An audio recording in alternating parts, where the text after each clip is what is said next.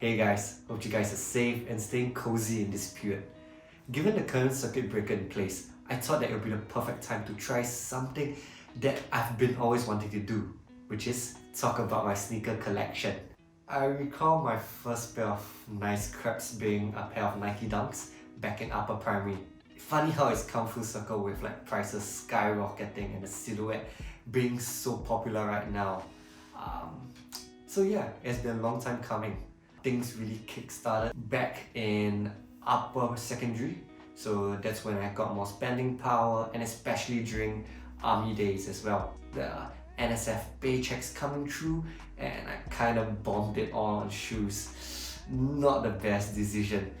But hindsight's always 2020, but here I am talking to you about my collection in 2020.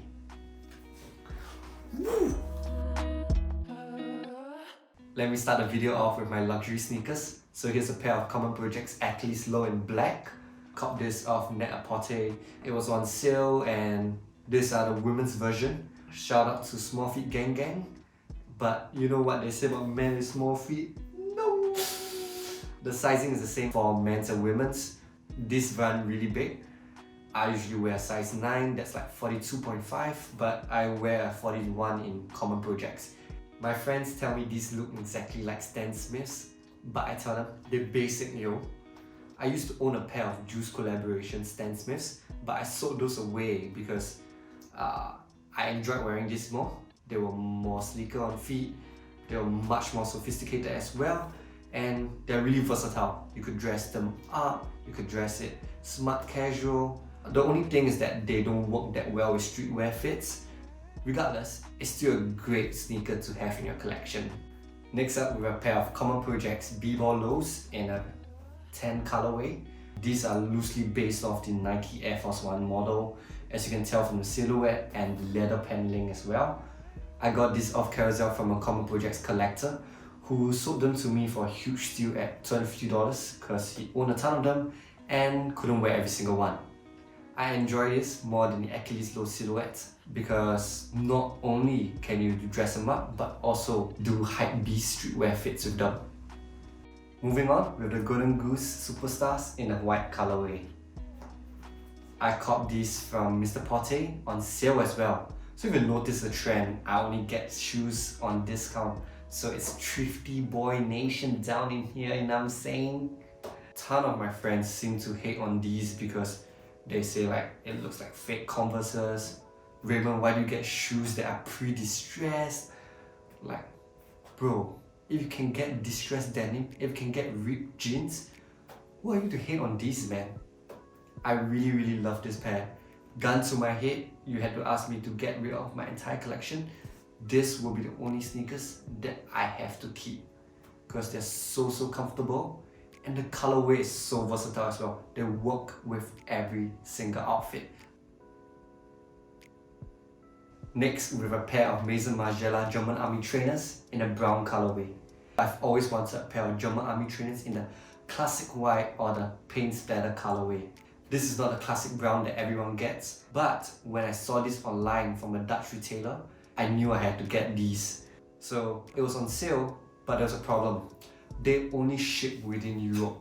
I was deciding whether to ship it to VPost, to ship it back to Singapore, but the freight forwarding charges would be astronomical. So instead, I got my friend who was on summer school in London at that time to bring it back for me. So I shipped over to his hostel that I was staying in and he brought it back to me in his luggage. So that's why it doesn't come with a box as well. So if you're watching this video, I'm thankful, man, that you did it for me. Moving past the luxury sneakers into the more mainstream realm, we have the New Balance 991.9 made in England from the Caviar and Vodka pack. So over here with fusion of a sneaker with a 991 upper together with a 990 V3 sole. I got this off Carousel below retail, and at that point in time I was looking for a runner that was more luxurious. So I was looking at APC, looking at Acne Studios, but I managed to stumble across this on a listing and I fell in love with it immediately. I think people are definitely sleeping on the New Balance made in UK and made in US lines. I mean, the quality is impeccable. Big words, yo. Not far from where we have left off with the New Balance 998 Grand Tourist. This is a collaboration with Concepts, and no doubt it is a made in USA pair. I traded for these on Carousel for two Ronnie Fike Asics. That was when collaborations were still fresh in the sneaker game and Ronnie Fike hasn't become the powerhouse that we know today. I don't really wear this out as much as I would like to. I treasure them a lot and don't really want to dirty them. But I had a pair of New Balance 1500 St. Alfred's die on me. So yeah, time to start wearing them then. Next up, we have a pair that not a lot of people know about. This is the Adidas EQT 2/3 Air 15s. Damn, that's a mouthful.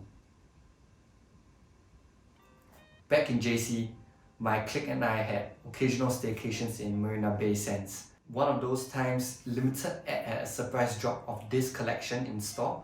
So the next day after we checked out, I went straight to 313 to LE and caught a pair of these at retail.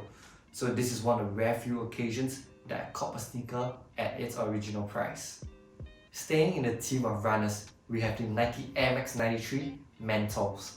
My friend actually helped me cop this pair 2 years back during Limited Ed's Air Max Day sales. I was in Europe at that point in time, traveling around the world, enjoying my post-ORD life, and he helped me get this back in Singapore. So thanks man, if you're watching this as well. Moving on with a pair of Nike Air Force Ones in the white colorway. I traded for these on Carousel with a pair of Adidas Ultra Boost. Needless to say, the main reason why I copped this is because of the removable swooshes. Swoosh? Swooshes? Removable? English. Anyways, with that, I could switch up the swoosh. For instance, one day I'm supporting my 76ers, the next day, RIP Kobe, I decided to wear the Lakers colorway in his remembrance. This shoe has got me locked down, and I'm saying. Moving on to the next section, we have my beaters. Over here is a pair of Adidas Yeezy Power Phases in the black colorway. I copped this off Carousel below retail as well, and man, this is a lovely, lovely shoe. I used to rock Vans as my go-to shoe, but I was thinking, why not just get something slightly more pricier, slightly more in the hype scale as well. So I went ahead and copped these, and man, because they are black, I never get worried about them getting dirty. Up next is a pair of Anta basketball shoes. Can't really remember what name it is, but it's Klay Thompson's budget line. So I use it to run, for sports and dance. But is dance a sport though? Say hello to my rear beater, the Vans Authentic Golden Coast. I copped this at retail together with my ex as a pair of couple shoes. And then it became my daily beater, and now it's my gym shoe. And finally, we're the last section, the shoes that my sister and I share. My sister has really big feet for a girl. She wears USA Men's or Euro 41. So what we do is that my sister will size up. She will purchase like US 9 sneakers and add in an insole so that both she and I can share the same sneaker. So over here we have a pair of Nike Mayfly Wovens that we copped and we kind of trashed it together. This brings us to the final shoe of the collection, the Nike Q-Shot 2 J Cruise. My sister and I share this pair. Well, what can I say?